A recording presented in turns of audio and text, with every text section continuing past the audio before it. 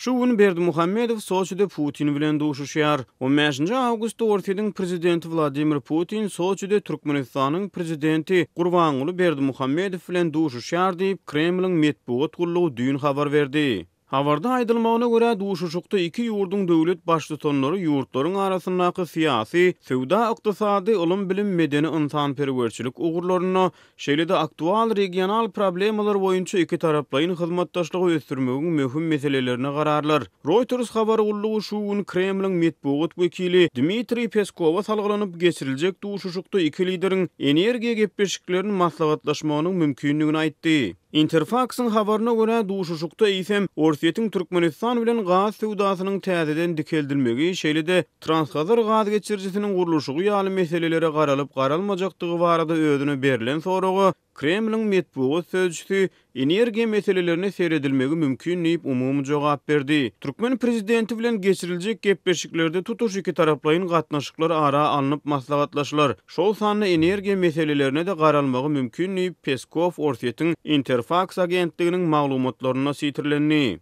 Türkmen hökümetine ýakynlygy bilen tanalýan Media Türkmen Maglumat Agentliginiň Orient.com saýtyna saparyň mazmuny barada gurrun edilip, iki lideriň duşuşygyny Hazarýaka döwletleriniň 5-nji sammitinde gozgulan meseleleri garalmagyna garaşylýanlygyny habar berdi.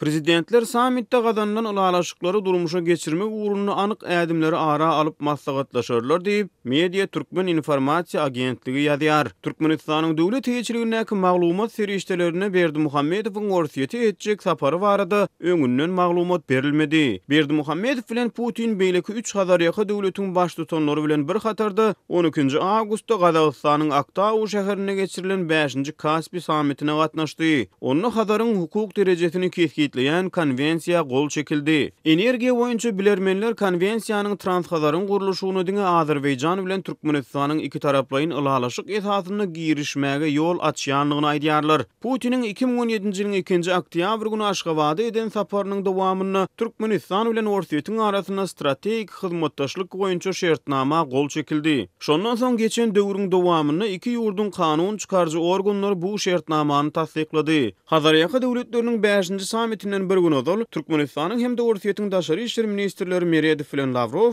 11-nji awgustda Aktaouda geçiren duşuşyklaryna strategik hyzmatdaşlyk şertnamasyny taraplaryň kanunçylygynyň tasdiklanmagyny güwe geçýän resminamany birek-birege gowşurdylar. Şeýlelikde iki ýurdun arasyndaky strategik hyzmatdaşlyk şertnamasy 11-nji awgustda Kaspiynyň kanuny statusynyň kesgitlenmeginden bir gün ozal güýje girdi. Mundan ozal Putin bilen Berdimuhammedow 2017-nji ýylyň 11-nji oktýabr güni Soçyda, 2-nji oktýabr güni Aşgabatda duşuşupdy. Soçyda geçirilen duşuşukda prezident Berdimuhammedow wepalylygyň simwolu hökmüne Putiniň dowlan gününe gabatlap oňa türkmen alawaýyny sowgat beripdi. Iki ýurdun arasyndaky gaz sowdasy 2016-njy ýylyň 1-nji ýanwaryndan başlap Ortiýanyň Gazprom kompaniýasynyň türkmen gazyndan ýüz öwürmegi bilen besedildi. Geçen aý Ortiýanyň energiýa ministriniň orunmasary Anatoliy Yanowskiň Türkmenistan bilen arada gaz sowdasynyň täzeden dikeldilmek ähtimallygy barada aýdan sözleri Rus medeniýetinde peýda boldy.